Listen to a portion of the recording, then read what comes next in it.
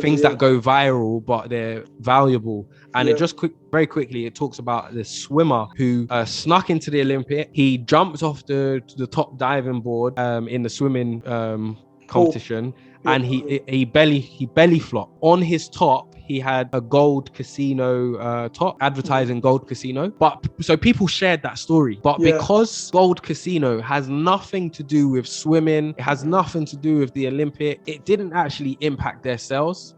People didn't relate the two. Whereas maybe if he triggers again, isn't it? The triggers kind of fall into that. Exactly. Whereas maybe if he had a top advertising swimwear, or a top advertising security because he snuck in, it's like, hire us because you don't want people like this to sneak into your workplace or whatever. But yeah, just talked about making things viral. So although that was a great thing, it went viral. There was no value in it going viral. So it's not no value to the company that sponsored it. Exactly. So it's not just about going viral, it's about going viral with value. And I think that is very relevant, like nowadays. Again, like I said, this was written before social media. So now it's not. I mean, it's possible you've got more likelihood of going viral now, especially like with TikTok, for example.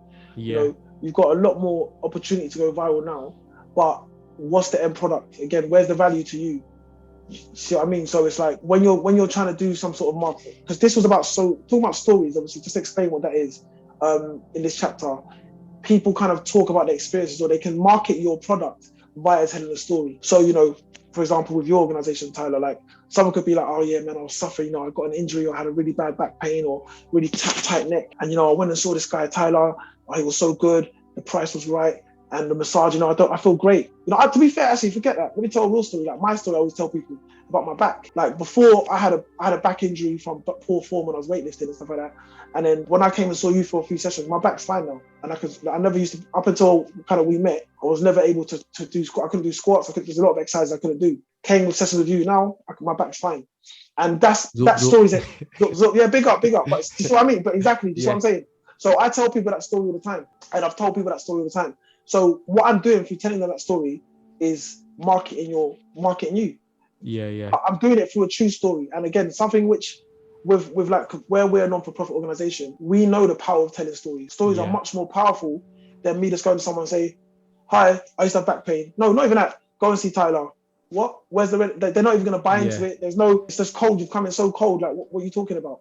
So I mean, so as opposed to someone mentions, you know, I've got a bit. I said, you know what? Look, let me tell you my experience, X, Y, Z. So they used the example of about how stories can kind of transcend over time. So they speak about was it the Trojan horse? Was that Greece? The Trojan horse was Trojan horse. Yeah. So they talk about that, and then again, there's loads of examples you can go throughout history. There's loads of stories that have kind of lasted the test of time. From before there was any sort of technology, for the only way people communicated, or like that Trojan horse story, for example, we still know about today in 2022. Another 100 years, they're still going to know about it. You know, so things like that. And the reason it does that is because of people buy into it, they become engaged. That is the point of this chapter about stories, about making your brand. If people can market your brand just through telling their personal experience, but again, you want it to be a positive story.